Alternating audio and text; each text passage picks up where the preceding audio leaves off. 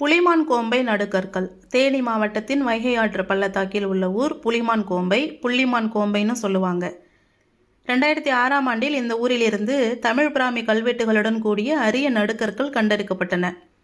புலிமான்கோம்பையில் கண்டெடுக்கப்பட்ட கல்வெட்டுகளில் ஒன்றில் கீழ்கண்ட செய்தி காணப்படுகிறது. கூடலூர் ஆகோல் பெடுதீயன் அந்தவன்கள். இதன் பொருள், கூடலூரில் ஆணிரை கவர்ந்தபோது நடந்த பூசலில் கொல்லப்பட்ட தீயன் அந்தவனின் கல் என்ற பொருள். இதுதான் அதனுடைய படம்.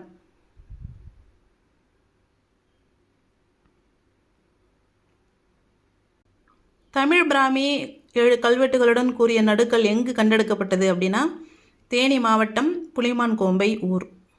எந்த ஆண்டு? 2006ஆம் ஆண்டு.